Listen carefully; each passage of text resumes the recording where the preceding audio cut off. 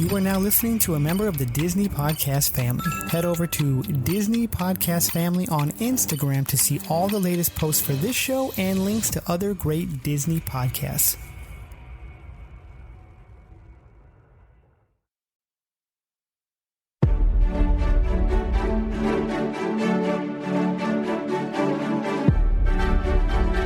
Welcome, dreamers and believers. You're listening to Imagine That, a Light in the Window production. Hello, everyone, and welcome to our second episode of Imagine That, where we are the Disney, quote-unquote, street Imagineers, where we are discussing all things Disney, all things Imagineering, whether they're in the parks, around the parks, but we want to deep dive Imagineering. So I am joined today by a solid team. Let me go around the room real quick. Sam, how are you doing? I'm good. I'm excited for tonight. We've got some fun plans, so let's do it. Absolutely. And also, but before we get into our next co-host, I'm going to give a shout out to our sponsors leading that in. I want to give a shout out to Getaway Today, Sunken City Designs, as well as Where in the Park. We appreciate all of our sponsors, but with our sponsors of Where in the Park, we have Where in the Park joining us here on Imagine That. Kevin, Amanda, how are you guys doing? I'm doing awesome. We've had a lot of fun planning for this episode, and I'm excited to dive into it. It's going to be great. See, Amanda says they've been planning for this episode, and I'm like, I'm going to wing it. It's fine. That's just how my brain works. I have mildly winged it.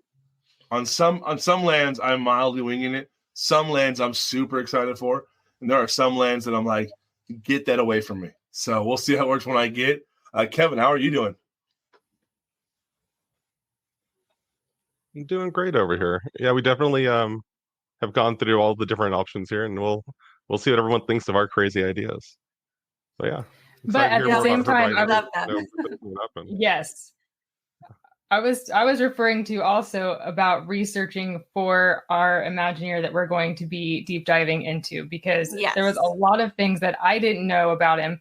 And so I'm excited to dive more into the life of Herb Ryman.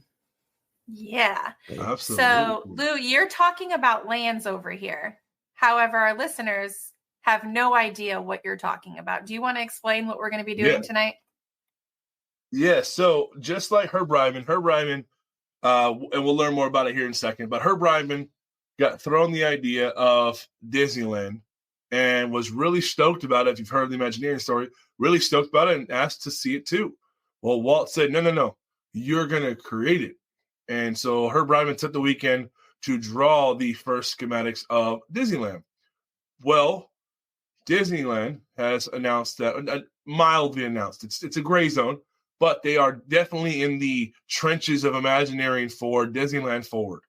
And Disneyland Forward is the potential presented, whatever word you want to throw in there, for the expansion of Disneyland Resort, whether that's DCA, Disneyland, a third gate. We are not sure. We are still waiting for all the details.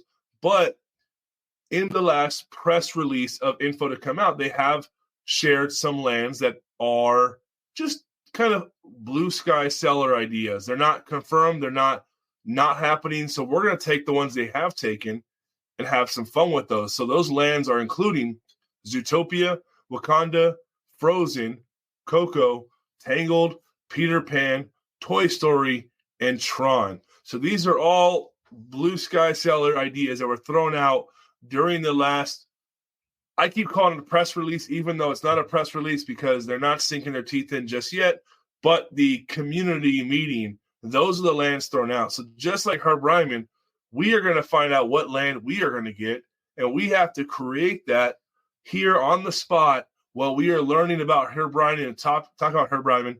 We are going to be thinking about our land, and then after that, presenting that to you, the viewers, and let's see how well we can get our Imagineer juices going. I'm going to throw a rule in here. I'm going to throw a rule in here for you, though, Lou. So right. I've been reading an interesting book lately about blue sky sessions. And in blue sky sessions, you are not allowed to critique anything unless you have a solution to it. So I don't think that's possible for Lou. Well, no. I said it last episode. I said it last episode. This is the one where I get to get my pixie dusting on. So I don't think you'll get much critiquing, but I'm gonna also say that with a grain of salt because I have been known to not to critique, and then I just come boiling. So we will see. So for our listeners who may not know what Blue Sky Sessions are, that is where Imagineers come together and they kind of have blank canvases where they just get to share all of the ideas that they have. They get to build off of each other's ideas and kind of just snowball everything that they have going on in their brains to create new projects, to develop new technology, to make improvements to the parks. So that's what we're doing here. We're talking about improvements for Disneyland Forward, what we think could be happening. Absolutely. So going around the room, before we mention this idea, how many of us knew anything about Herb Ryman? Who do we know who Herb Ryman was? So we got Sam raising her hand. Okay, cool. Yeah. So we are all pretty fluent in Herb Ryman. But Sam, what do you have to share with us for Herb Ryman? Let's spin that wheel first, sir, so we can all think about it. Thank you. Let's spin that wheel first. Let me get that going. Here we go. So, who wants to go first? Alphabetical order. Amanda's first. Anybody? I'm always first. All right. Here we go. Let's see what land you're getting. Okay. Frozen. Amanda has gotten Frozen on the wheel. Okay. All right. Kevin's next. So while we are going over this show, we're going to be thinking about how we would imagine these lands. Kevin's got Wakanda. Once we're done spinning the wheel, we'll also explain the parameters that we have for this activity. Correct. Lou, you're up. I don't want Tron. If I get Tron, I think my internet's going to go out. I'm just saying. He's going to be borrowing my Indiana Wi-Fi. Tron. Oh. Coco. Yes, I'll take it. Okay. All right. Here we go. Sam, let's see what you got. I got Coco for those that are listening. I got Coco. And Sam got Toy Story. All right. That's awesome. So just to recap, Amanda is. Go ahead. Real quick. Sam, which one were you hoping for? Coco. Okay. Amanda, which one were you hoping for? Wakanda, but I'm glad that Kevin got it. I like my Frozen ideas. So. Okay. Kevin, I was actually kind of hoping for Tron. Actually, I think Tron would have been awesome. Oh, but Wakanda was also up there, so I'm good with it. Lou, what were you hoping for? See, I was hoping for Wakanda. I really was. I had a really cool attraction that's space saver, but we can get a lot of bang for our buck. But unfortunately, that's probably not happening. Well, it's not. It's not. I got Coco. Again, we can still discuss our ideas after. It's fine. We can all share. Yeah. All right. We can all. Because that's what a Blue Sky session is. We all work together. It's full collaboration. Nobody's ideas are better than anyone else's. We're just throwing everything at the wall and we're seeing what sticks.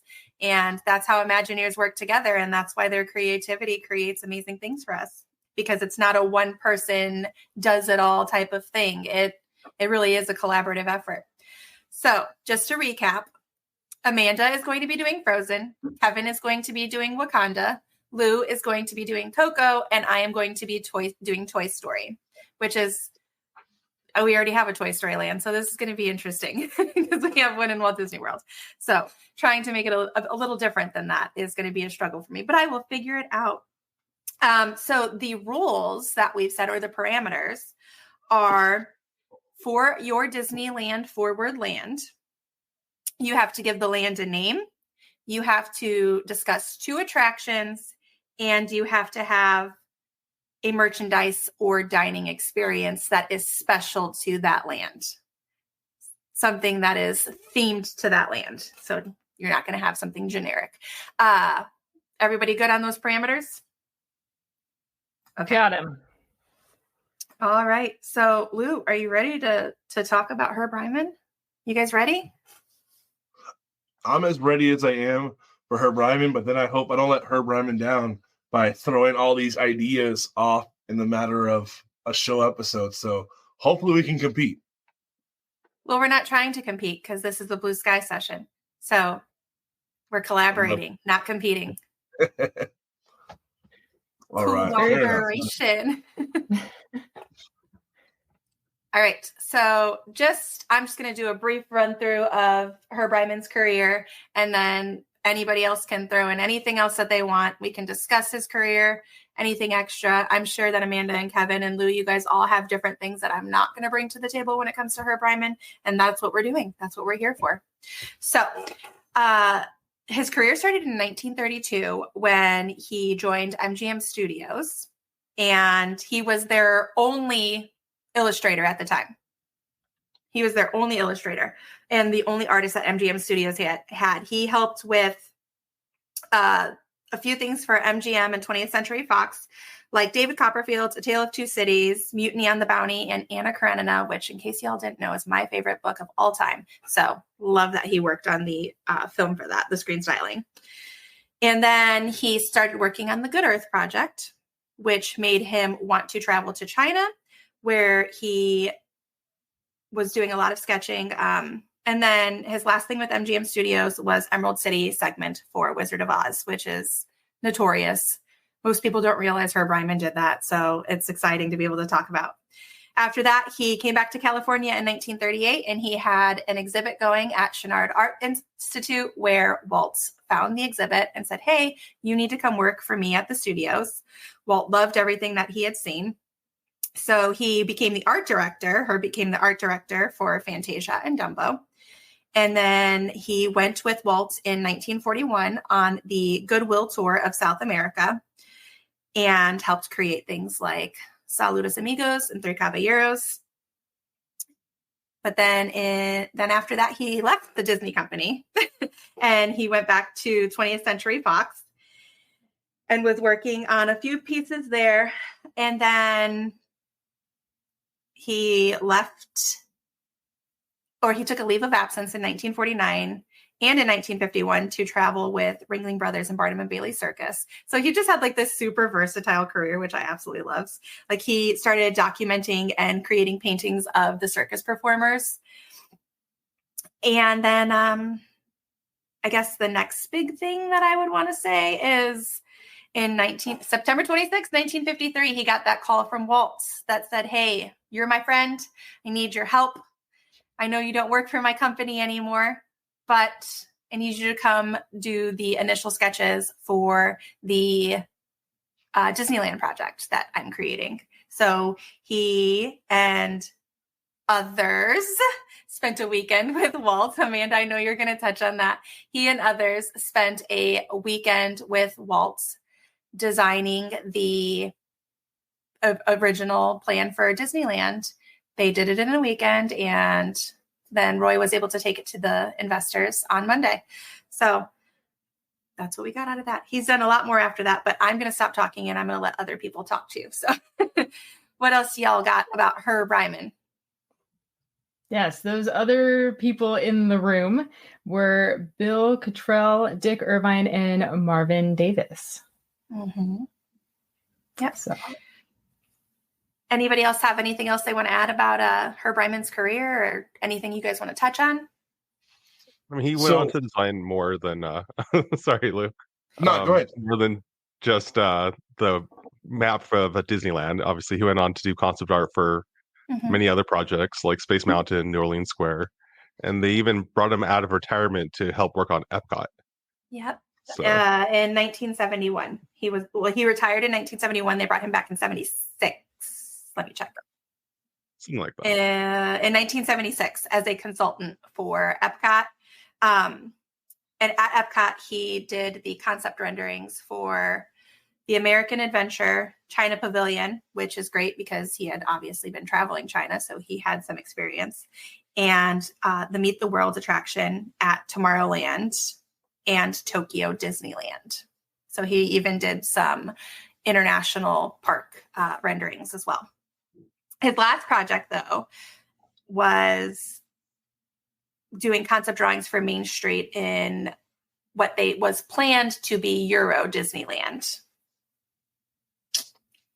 at the time. I mean, Euro Disney opened as Euro Disney. It just changed the name afterward. Yes. Yeah. But he was sick when they were doing the concept renderings, and he never got to see it like come to fruition. He passed in what? I think it was 89 or 90, and Paris opened in 92. 1989 is when he passed away. February 10th. Yeah, and Paris opened in 92. So yeah, he probably was very, very much like with the workings of Disneyland. It was still 2 years prior, so he was probably just barely in there, if in there at all. But that was the one thing that caught me about Herb Ryman is very much of his sketches. And myself, Kevin, and Amanda had the opportunity to see a print of the Disneyland map, the original drawing, which I have here. I'll pull up so we can reference it as well.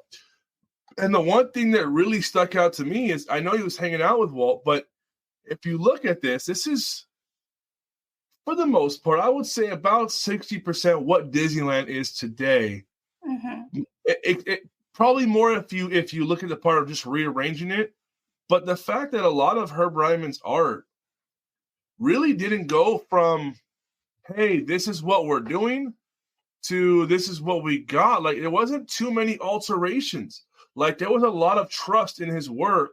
And for the most part, even the small concept art you see of his, whether they're individual room stylizing or just a side of a facade or something like that, there was a lot of respect for his work, as other Imagineers that we will talk about. But for his work, it was very much, from what the stories are sharing and the artwork we are seeing, we are led to believe that he didn't strike out much. It was more of, I'm going to hit this nail on the head to a fault.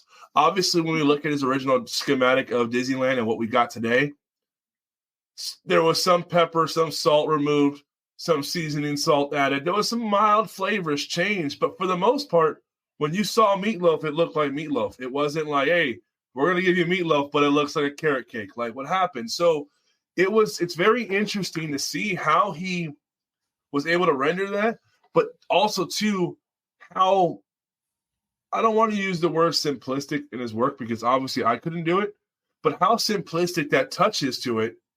And yet so many people look at that as a high standard.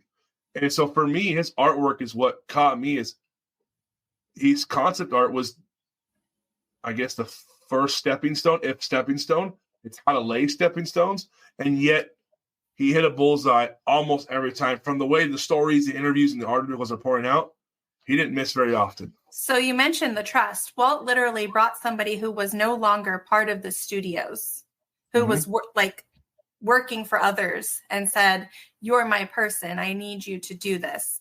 And not only did he do the concept art for the original Disneyland schematic, he also did Sleeping Beauty and Cinderella Castle, like the two park pinnacles. So Walt put a lot, well, obviously Walt didn't pick him for the Cinderella Castle, but Walt put so much trust into him. And I think that Walt trusted so much in his ability as an illustrator and as an artist that's why he was picked. There were other people he could have picked. He had other people working at the studios. But Walt knew that Herb Ryman was going to come in, would understand his vision, and would get it done. Oh, yeah, especially at this time, the 9 Old Men were very much in existence.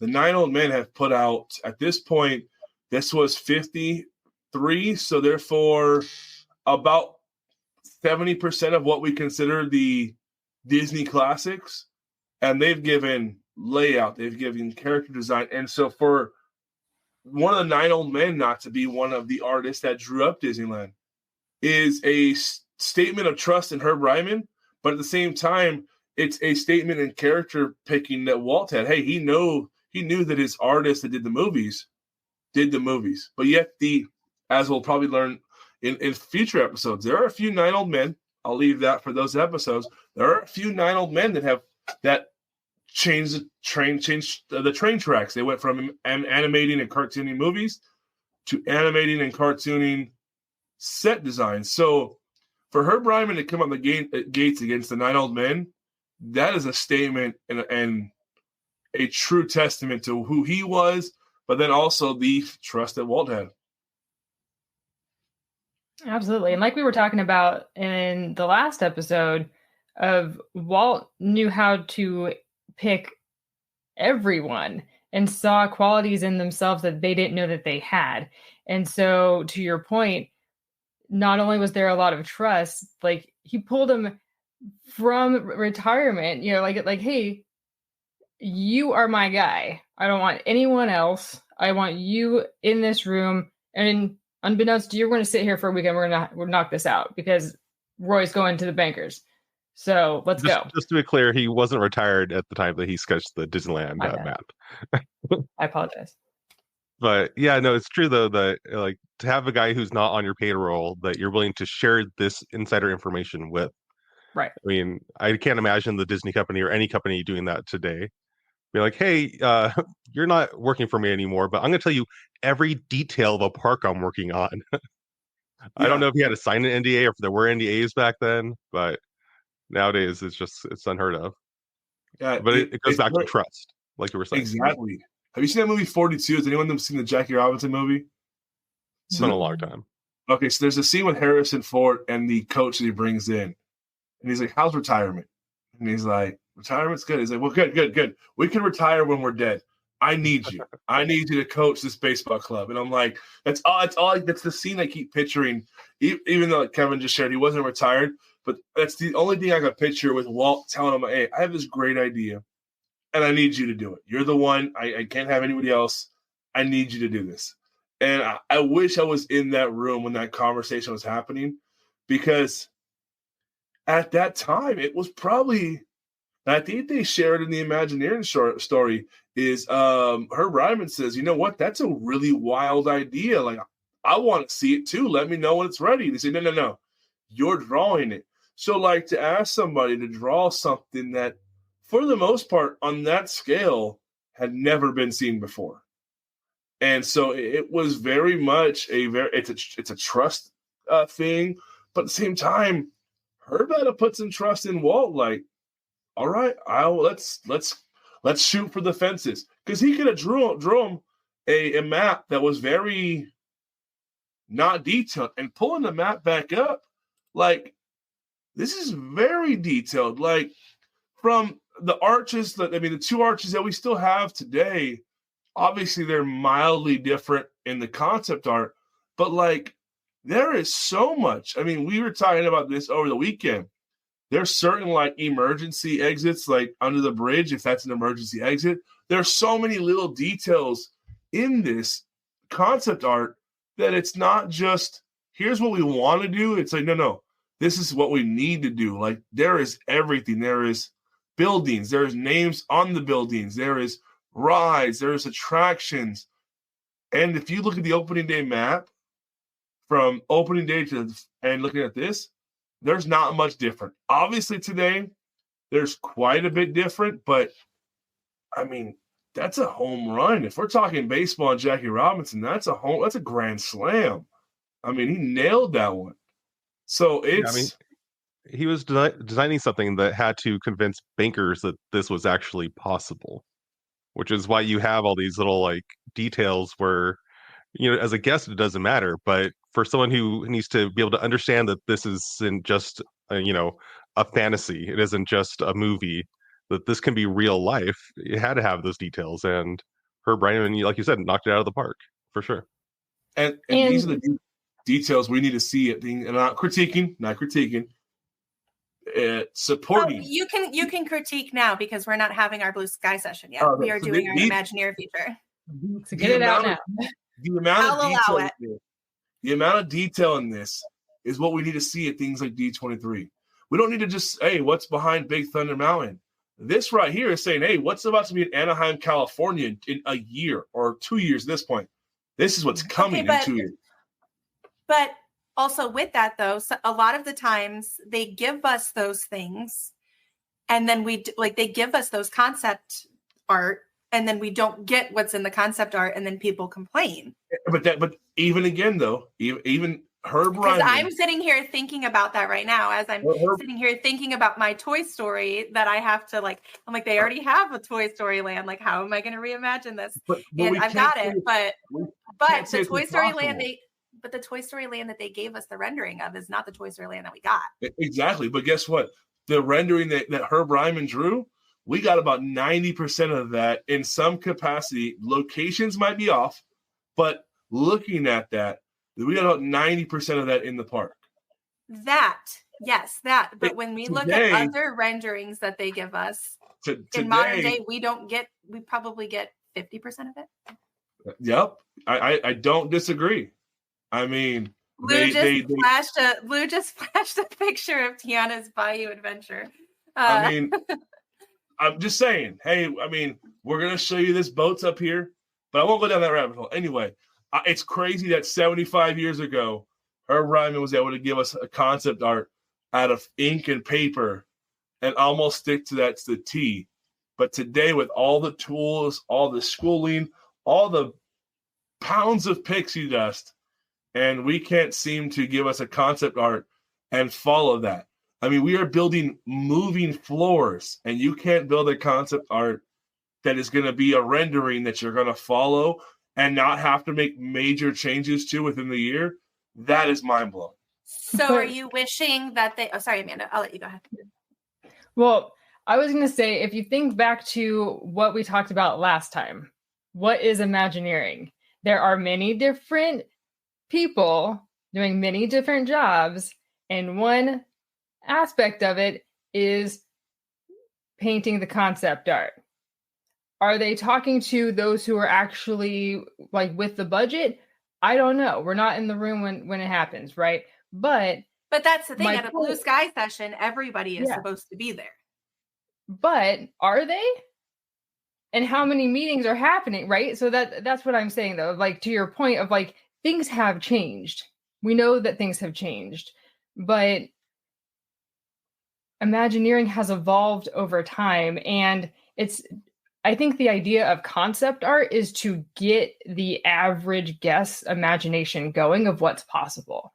And if they don't give you a carbon copy of that in real life, we shouldn't be disappointed. Things change, and we need to be flexible with that. I would give you that. But if I was to get a birthday cake that had 3 layers and I got just the breading of a cake with no icing, I mean, I'm all for that. But don't give us so much. It's don't give us $100 and show us that we're going to get $100 and we get 10. You think it's that deep of a jip? I think on some things, it very much is. I mean, I can't wait till we start talking Star Wars Land, because I feel like Star Wars Land, we got cut short a lot. I mean, I'll give you, Tiana's is not that hard of a cut, but Star Wars Land or Galaxy's Edge or Black Spire Outpost, whatever the official name is, the fact that there's not an official name, I mean, I'm sure there is. I'm sure it's Galaxy's Edge, but I mean, there's marketing for so many different names. I mean, I think that one, we definitely got shortchanged quite a bit, but we'll talk about that because I know we're going to get on the Star Wars Land episode. But to bring it back to Herb Ryman real quick, I just want to throw it out there. I was reading the Imagineering Legends book by Jim Curti, and in it he had mentioned, in talking about the rendering of the map, that Ryman drew the aerial schematic illustration of the park, but it was based off of the footprint that was executed by Marvin Davis and the vignettes already developed by Davis, Cottrell, and Harper Goff. So I just wanted to make sure that we give credit where credit is due, that it wasn't like Ryman and Walt were sitting in a room and bam, this map came together. Which a lot of people think. Right. So I just wanted the narrative that they've given. Yeah. So there were others involved that had come in before Ryman and came into the room and sat with everybody. They were going off of blueprints and vignettes that were already in existence. So it was a collaborative effort, like what we're doing here for our Disney Forward. I thought an interesting thing is that when you look at who was there, Roy was not there. We're talking about the money. Yes. Nope, because Walt didn't want him there. Yeah. Get out. It makes sense too because in the room. Yeah, because in the Imagineering story, there's a part with Small World where he tells Alice Davis, like, hey, I just need you to make the dresses that people would want to wear and buy. I have a whole other building to worry about funding. Let's put all the great ideas out on the table, and then let's figure out what we can afford and how we're going to afford it, because it needs to happen. So I think not having Roy in the room. I can't even wait to talk about her. I can't. I mean, yes. I'm glad Roy was in the room. I mean, Roy almost. I mean, not that it was key, but Roy almost abandoned the idea of gold, 24 karat plated gold spears. So I mean, basically, Roy was a buzzkill. I mean, Roy had to take the map to the bankers, right? But he wasn't involved with the making of it, as far as we know. He probably wasn't even allowed to look at it before he took it to the bankers. Just kidding. He was just as surprised as they were. Box. Is that what he wanted me to show you? Oh gosh. So I have two more little facts about Herb Ryman before we move on. One is that he became a Disney legend in 1990, so the year after he passed away. And do you guys know where his final resting place is? He asked to be cremated and have his ashes scattered at sea off the coast of Carmel, California. So he'd be in the ocean. Wow. Interesting. So not in the Haunted Mansion. So that's good. Not in the Haunted Mansion. No. And we don't recommend that to anybody. His head's not frozen anymore? No, not Herb Ryman's. Well, I guess in his case, it'd probably be his hand that'd be frozen, right? Not his head? Yes, because that's how he was illustrating. I think now is a good time to take one of our sponsor breaks, and then we'll get back and we'll be ready for our Blue Sky session. Alrighty. Well, here we... Hold on, we're not ready. Let me find it. There it is. Where in the Park Seek and Find Image Scavenger Hunt games will have you exploring theme parks like never before. But this is not like your childhood scavenger hunts. There are no word-based lists of items to find or a binder of riddles, trivia, math, or counting. Our games contain cards with images of details that can be found throughout the park just by walking around. You can play on your own schedule, so you don't have to worry about long lines, height requirements, or health concerns. Need help finding an image? We've got you covered, with hints and answers on each card so you're never left wondering where in the park the image can be found. Use the Scan Before Playing card to reveal an alternate image if one of the cards in your pack is currently hidden or removed from the park. Order today to get game packs for your next visits to the Disneyland Resort and Walt Disney World theme parks. But the fun doesn't stop there. We also have games for Universal Studios in Hollywood and Florida, Knott's Berry Farm, Six Flags, SeaWorld, and more. Ready to experience your favorite theme parks in a whole new way? Go to www.whereinthepark.com/Walt'sAPT podcasts to get 10% off your order. A portion of the sale will also go to support the Walt's Apartment podcast. Want $10 off your order instead? Visit patreon.com/Walt'sAPT podcast to become a lamplighter. With so much more to discover, the only question is, do you know where in the park?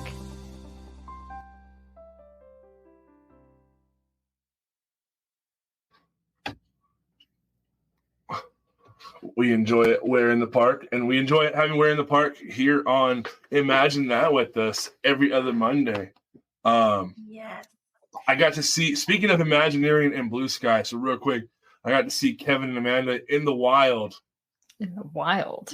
Doing the Where in the Park, getting the work in for it, and they really put in the work. I mean, I'm not even sugarcoating that. Like, Kevin was keeping conversations in line while snapshotting everything. Like, he's like paparazzi in the line queue while also holding a conversation. So hats off to Kevin and Amanda for what you guys do with Where in the Park. You got to do what you got to do. Yeah. Even if it takes all weekend. Even if it takes, as it does sometimes. So I think if we're going to do this as a true blue sky session, after whoever presents their ideas, we can throw out any other ideas that the rest of us have for those lands. And we just go with the flow. What do you guys think? Yeah, I like it. Say we do 2 and then we do our next sponsor break and then we finish with the last 2. Sounds good. All right. Since I spun the wheel last, do you guys want me to go first? Sure. We're going to go backwards order. I mean, I'm going to go with it. Okay. I am going to name. So you have Toy Story. I do. I have Toy Story. So I would name it Andy's Playroom or something like that. Andy's Room, something like that. Mm-hmm. Or Andy's Playland. Let's go with Andy's Playland. Andy's Playland. And then Louis. I'm just like. Okay, I would call it Andy's Playland. And then as far as my 2 attractions, I have this thought about, the move scene when the RC car is racing behind the van trying to. Yes. So I am thinking about a Mickey and Minnie's Runaway Railway type technology that you can be sitting, or even Ratatouille, I guess, where you can be sitting in the RC car trying to catch up to the moving van, and you see all of the scenes with the toys going by as you're going through, trying to catch up. So that's going to be one of my attractions. Another attraction. I am going to say I did get some help from this because I saw it online and I absolutely loved it. And I was like, I'm going with this. So it's Ham, but it's Dr. Porkchop, and it's like a minecart coaster. And you have the orphaned trolls who are trapped in different booby trap type things. So it's like the giant squeaky shark, death by monkey. So different toy type booby traps where the coaster is racing through, and Ham has to rescue the orphaned trolls. I love this so much. So I found that online. So credit to whoever wrote that. But that's a great idea. It is. Dr. Porkchop. And then as far as a shop or some type of merchandise, I thought about helping kids embrace their inner Sid, but in a positive way, not blowing things up, but by giving them the opportunity to create their own toys. So you could have the different pieces of different characters, kind of like building a droid. And you have all of these toy pieces, and the kids get to kind of tinker with them inside of the shop and build their own character or build their own toy. All right. I think that's all I got. Whatever you guys got for toys for my hashtag Andy's Playland. What do you guys I have? love it. We came up with the same of having a Sid's Room style merchandise experience. One of the attractions that we came up with, which I don't know why it doesn't exist, but either in the style of Turtle Talk or Lumiere from Enchanted Tales with Belle, we need Forky Ask the Question, like real bad. Live. I think live. Like those shorts from Disney Plus were gold. At least for me, I love them. We should go back and go. If they're still up there, I think they are. They still are, and they are hysterical. They are hysterical. You could even have, or like Forky. What if Forky was just walking around asking kids questions, like in the park? How epic would that be? You could have like a speaker going overhead, and like sometimes the music goes down, and like you can hear little kids just like talking to Forky. See, throwing different ideas out there. All right. Did we have anything else for Toy Story Land or a Toy Story Disneyland Forward project? For Andy's Playland? Andy's Playland. I mean, we did have a fun idea for a bullseye roller coaster. So it's like you're riding a horse. So it's kind of like the Tron coaster, but You're on Bullseye. You're on Bullseye. Going through scenes from the Woody's Roundup show. Awesome. I like it. Lou, you got anything? I don't, because I am outrageously putting my Coco Land together. So I was listening, but also like, dude, how is this going to work? And then I forgot the 3 criteria for our name, 2 attractions, and either a restaurant or merchandise that is themed to the land. Okay, so I got all 4. It's an experience. We can add a pizza shop. Yeah, we could add a Pizza Planet with an arcade, because that would be great. And that would bring in a lot of money, because all kids want to play in arcades. We spend so much money in arcades. So for that, you could have aliens walking around like Chuck E. Cheese. The way Chuck E. Cheese does shows. Yeah. They squeak when you hug them. You got to bring like a little mobile meet and greet with like the cones they had from Pixar in real life. You got to have those in the land where the cones are just traveling by. You got to have that. That'd be tight. That would be. It's like a parade to get them, or like the cavalcade to get them to their meet and greet spot. Is you just see the cones and they're just like peeking their heads out and pulling them down. Oh man! Hey, Disneyland, call us. Right. You need some blue sky Imagineers over here. I don't know why they don't have like robotic toys on with the cones. Like they have the droids that they have, and they're just like zipping around the lands. Why not have characters like underneath the cones zipping around Andy's land? Make it happen. Man. Make it happen. All right, Lou, it's up to you. Are you ready? I am ready. All right, Lou's talking to us about his Coco plan for Disneyland Forward. So let's hear it. So my Coco Land's name is called Mariachi Plaza, which obviously takes place in the movie. It's a plaza, and then my first attraction is you're following Miguel. It's a dark ride. You are following Miguel through the story of Coco, but you enter the queue through the graveyard. You kind of head the entrance of the queue is the giant what would you call it? Not gazebo, where Ernesto de la Cruz is buried. What would you call that? Like it's a crypt. A crypt, yeah. You walk into that. During the line queue, though, you are hearing the history of the shoemaking for Hector Miguel's family. You're hearing the history of what is the Day of the Dead? Why is it celebrated? Kind of like a cultural history lesson while you're waiting in line. But during that, you're also kind of getting the transition from the world of the living to the world of the dead. So the entrance to the ride itself would be the sheriff station, the coming and going, arrival and departure station from the movie. Because now you're arriving to the ride or departing the ride. But the ride, you're getting on there, you're no longer going through the movie, the ride itself. You're not going to go in like Peter Pan where they're retelling the movie. No, the journey that you're on now is to get the last flower leaf that is in the land of the dead for Miguel to come back. So you are assisting Miguel in chasing down Ernesto de la Cruz for the last petal. The petals are no more. This is the last one. You are on. This is what you're doing. But during that, you're on that ride. So that's my dark ride.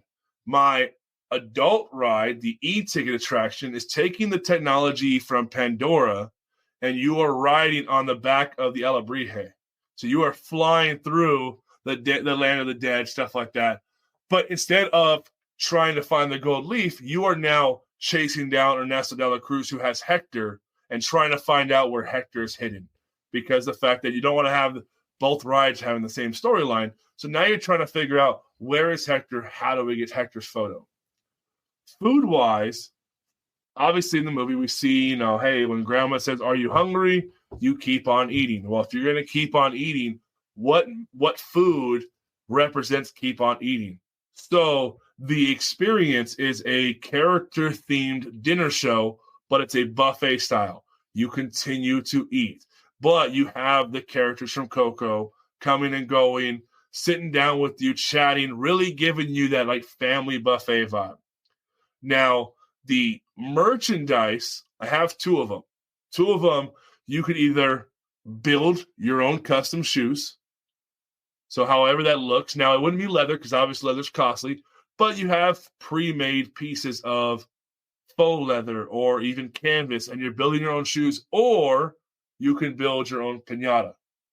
And you design your own piñata there at the park. And they are just kind of like plastic snapped together pieces where once snapped together, there's a void in the middle that you can fill candy. Obviously, you're not going to go beat the days out of the piñata, but it's a keepsake for you to put your memorabilia stuff in there. So then it becomes like a little ofrenda gift where it's all the memories from that event in your piñata. And that's all I got. That's cute is that? I think that incorporating during your buffet for the kids, like, okay, so have you ever been to Akershus breakfast with the princesses? So they take all the kids from the tables where their parents are, and they like lead them on like a princess parade around the restaurant. So they could take all the kids and have them do an actual piñata, because they're going to be able to tell how many kids are there. They're going to be able to control that environment. It's not like they're doing it out in the street, because it's a limited number of people that are in the restaurant at that time. And I also think during that, you could even add like a live mariachi band. You could add the characters could perform when they come out, because then you're giving people more to look at and more of a reason to stay and eat all that they can eat. Obviously, Disney kind of probably wants them to move a little quickly, but it still makes it a memorable experience. And you already have the mariachi divas from the pier. Yeah. Just bring them over there. And now, they do it on the cruise where, hey, you come in, you have this set amount of time to eat and watch the show, and you just do block segments of show and eating. Yeah. And then we can add an adult bar, since we see Coco, and we call it the Forgotten. Because when you drink too much tequila, everything gets forgotten. Or you get forgotten and no one remembers you and you fade away. So, I mean, either way, you could call that adult bar the Forgotten. And you can have the Knuckles song playing in the background. Oh, sad.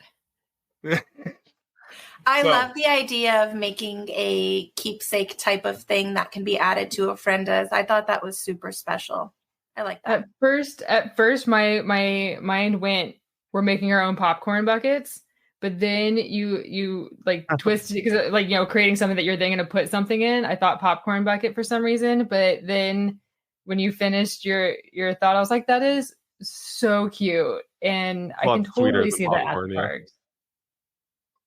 Yeah, it would be plastic like the popcorn buckets, but then like even if it was like Build-A-Bear, where you can go and get like little hearts or little things that just remind you of your family members, and you drop them in there, and then it's locked up. You can make it like a land scavenger hunt type of thing, where they get to collect different things from different parts of the land, and then they get added into their bucket. Cute. Sold. Let's make it happen. Yeah, let's go there. So that was my Coco Land. I love it. We've Mariachi Plaza. So we've heard about Andy's Playland, and we've heard about Mariachi Plaza. Let's hear from Getaway Today once Louis gets the button. And then when we come back, we will hear about Amanda's Frozen Land and Kevin's Wakanda Land. Well, hello, and welcome to Let's Get to Know Our Sponsor. Getaway Today has been helping Disney vacation dreams come true since 1990. Whether you choose to visit the happiest place on earth or travel to Orlando and beyond, they want to help you. Need to know the best hotel in the area? What theme park ticket should you buy? Have a last-minute change? No worries. Their travel experts are always here to help. Want to book a cruise and don't know where to start? Hey, they can help with that too. They will help you find the perfect cruise for your vacation, whether it is your first time or you're a well-seasoned cruiser. When you book your cruise with one of the Getaway Today's experts, you will have a dedicated agent to help you every step of the way. They take care of the details so you can have the most fun. Getaway Today has layaway, peace of mind travel, allowing you to cancel or make changes up to 72 hours in advance. You will always have the most up-to-date vacation information, both pre-arrival and upon your welcome. Getaway Today will guarantee the best prices with no hidden fees. And every time you book through Getaway Today, they will donate a portion back to a charitable organization in your area. And so far, over $4.5 million has been donated. So click the link in our show notes to start your Disney vacation planning for more information and the best deals. Tell them Walt's Apartment sent you. And until next time, enjoy the view from Walt's apartment.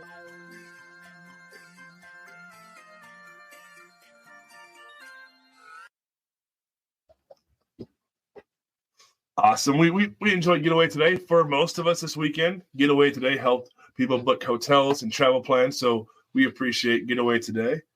And maybe we'll be getting away to these next two lands in the near future.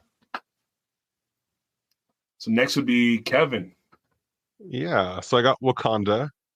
Okay. So my thought for Wakanda, full disclaimer, Amanda and I did kind of brainstorm some ideas before this, so I can give her credit too. Also, disclaimer for anyone who's listening. I don't know if we pointed out, we are not Imagineers. We are fans of Imagineering, so don't send us all of your letters or anything when this doesn't happen. But Wakanda, the land name that we came up with is the Wakandan International Outreach Center, similar to what you find in the movies. So the idea is you would go there and to learn more about Wakanda. So you're not actually going to Wakanda, but it's an area where they're bringing Wakanda to you. Similar to, I guess, the way the Guardians of the Galaxy ride is over at Epcot, I suppose. One attraction, the more tame one, is the Hall of Vibranium Fame, which is a callback to the aluminum fame hall they had over at Disneyland, opening day attraction, I think. But on this one, you would actually take in a maglev train ride through some exhibits with the technology of Wakanda, focusing on vibranium. And then the e-ticket for this guy would be a ride where you'll be using Komoyo beads where you're going to be. It's going to be a motion simulator where you're remote piloting a Royal Talon fighter. So it's flight training essentially, where you're going to be there. They're going to teach you like how to control your vehicle, like when you're like in whatever kind of seat you're in. And then as it goes on, because Komodo beads, you go between airplane and then a car, it'll switch like mid-ride while it goes from training into an actual battle. So that's our plan for that crazy ride. Then we want to throw in a Black Panther stunt show, obviously, whether it'll be like Avengers Campus just happening around you or an actual standalone theater. It's up to the accountants, but it should be fun. And then for dining, our idea is something similar to Sanaa over at the Animal Kingdom Lodge. So you can actually have some good food over at a park location. As far as how it ties in directly to Wakanda, obviously things are going to be named appropriately. But we didn't come up with a good name. Can we keep the bread service from Sanaa? Yes. That was exactly why we said we need Sanaa. That is the highlight. Because that bread service is amazing. 100%. And then for shopping, I mean, we already have a lot of Black Panther merch right now, so it's kind of tough to come up with a good idea on top of that. But what do you got over here? You're on mute, Lou. Bro, you're muted. You know, it'd be really cool for a merch idea is like a futuristic Wakanda version of like mining for gold, but like you have like magnets that you use to like you're mining for vibranium. So like if there was a way to like sift through like magnetic sand and stuff like that for like little shards of like vibranium, which would just have a little vial of it afterward. That'd be awesome. Yeah, like a little keepsake vial. It's just like it's a really shiny aluminum, but I mean, and then like a way to like, hey, you found raw vibranium, you supercharge it, and then now in that bottle is like, hey, you got active vibranium and stuff like that. It'd be cool to have like a Wakanda version of mining for vibranium. What if it was like a jewelry shop where you mined your vibranium and then there are molds where they will melt it into like a pen, like pendant like for you. Yes, where they will melt it into like a pendant for you, like, and you get to pick from a couple preset molds, and then you then have vibranium jewelry. And what about like a rhino drawn hover carriage? So like instead of like a horse drawn carriage, you have like the rhinos from Wakanda, but it's like a hover carriage where like obviously it's not fully hovering, but it's made to look like it's hovering, and the rhino is walking it. You just gotta put mirrors on the sides. Is that like a ride or just like a Main Street vehicle kind of thing? Like a Main Street vehicle. It's just an extra little flavor. It's like omnibus, but it's moving around. It's kind of like those the Bantha concept art I think I shared with you. Where they made that for Galaxy's Edge. Yeah. But instead you got like a rhino just decked out in vibranium. I don't know if it's safe though. I think that could be recipe for disaster. You have some rhino just charging at the building. Well, it wouldn't be a real rhino. You would use like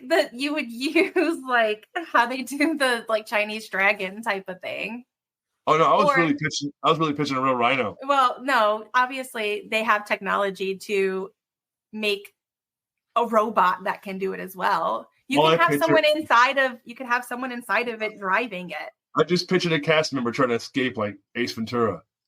In the middle of the park, it just fails and you I'm done with you right now. Oh wait, no, that's I can't say no. I can't complain. It's a great idea, Lou. Lou, thank you for contributing that idea. Yeah, my bad.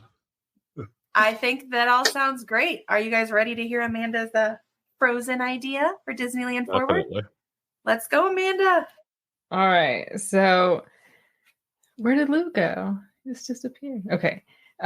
So my Frozen themed land is Arendelle Castle. So everything is going to take place within the castle walls. So the first ride that I have is called Sven's Quest. And it starts off in like this little barn area and you go through the queue and all of that. But the actual car vehicle is the sled that Sven, hauls. But the actual car is like an Indiana Jones dinosaur style vehicle. And you are traveling through the woods, but you get lost in the woods and into the unknown. See what I did there? Okay. So you're on this adventure. Kevin's shaking his head. No, that's fine. Whatever. Then some other fun attractions. Obviously, we have to build snowmen somewhere. So we're going to have a snow play area for the kids to play in some sort of ballroom style room, because that's where they build their snowmen in the beginning of the first movie. And then we need a Wandering Oaken's sliding sled roller coaster like they have in Hong Kong Disneyland. Bring it over here. It's like the Seven Dwarfs Mine Train. That would be so awesome. And then right at the end of that, you have Wandering Oaken's gift shop, complete with sauna, and a talking Oaken at the shop that would interact with guests like, Donkey at Hollywood Studios or something like that, where he's actually interacting with the guests. And then you had mentioned, Sam, earlier, the Akershish restaurant. I think having a restaurant like that, but just for the Frozen characters. So you have like the Duke of Weselton and like all of the fun characters from Frozen that we don't see often, that are coming to celebrate the new arrival of guests. And it's a big celebration. But I think having the Duke of Weselton like doing his fun little dance and like his hair, I think it would be a great. So that's my idea. I think so too. In the restaurant, do we get small cameos of short hair Rapunzel? Yes. Yeah. Of course. She's there, so yeah. Or like small little nods. She was there, like have a lantern just in the corner somewhere where it's like, it's an Easter egg, yeah. Universe, but she's not when they are letting you into the restaurant, there could be like the gates of Arendelle, and they're like, they're finally opening up the gates. They're like announcing it as you're coming in. That would be cute. Yeah, I like that idea. Or having like one kid in particular say like, open up the gates, and it has to be like this big production to open the gates. Yeah, so like how they pick a kid to wake up Jose in the tiki room, they can pick a kid to open up the gates. A kid from that's in line. These are great ideas. I like the sauna idea. I just because like you could be real creative with it. It could be just like a fog room where you walk in. Like it's not actually heated, but like almost like the smoke that comes out of Mickey and Minnie's Runaway Railway, where you walk in, you open the door, and it's that blast of like, and like all the screens in there are digital, so you see people like in there, like hello, like just walking through, like nothing too crazy. Yeah, just to walk through, like when you're getting off the attraction to get into the shop. Mm-hmm. You can walk through the sauna and just be like, there are people who are in there like with their towels, and they're like, oh, yeah. You can even have it like slightly heated, like how Ratatouille, when you're under the oven, it's just like that brief, like a little bit of heat. Yeah. But it's not obviously sauna. Yeah. That's the part that most intriguing. I feel like that was like the most like, how would we do that? Like, why wouldn't we do that? But how could we do that?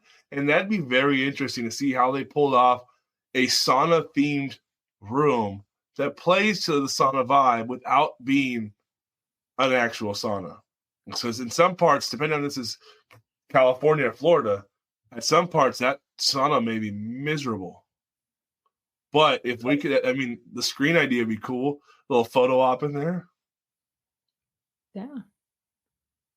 I mean, in the attraction, they do have a little screen where he's like behind it. It's just his voice. He's like, "Oh, we'll be out in a minute." Yeah. So it is possible. You can have a big summer blowout sale at the end of every summer. Of course. Man, I like that one. I do. Even though I'm not the biggest Frozen fan, I'm here for it. I think we've all had some great ideas tonight. This is a great blue sky session. We added great ideas to each other's ideas as well. And that's kind of how a blue sky session works, is one person puts an idea out there and everybody else kind of throws things, and hopefully the things melt together and everybody comes to a final concept design. These go round and round and round, and they're never just one person. So hopefully our listeners got a little bit of a taste of what a blue sky Imagineering session sounds like. So this was a great episode, guys. Absolutely. Yeah, it was a lot of fun. Those conversations are happening out there right now at Imagineering, because I'm looking forward to see what happens with Disneyland Forward.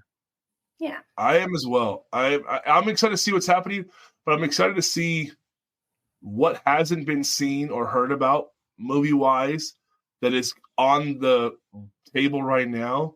They are already brainstorming that we have not even seen content for. So I'm excited just to see where it goes, because I have a strong feeling that a few of these concepts that even we've talked about aren't the official. I would not be surprised if there's a big blockbuster that comes out at the end of next year or the following year, and all of a sudden there's a new land for that. So we can I would hope that marketing would be thinking that way as far as tying films to future lands, because we know that right now that's how we're getting kids into the parks is IPs.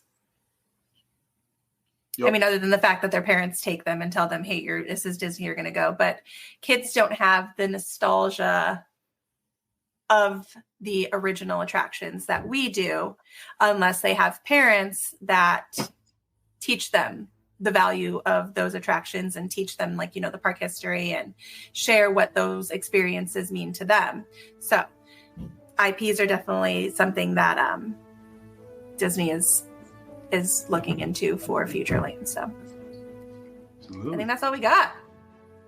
Awesome, guys. Well, I mean, kind of with what Sam was saying, and we will close out with that.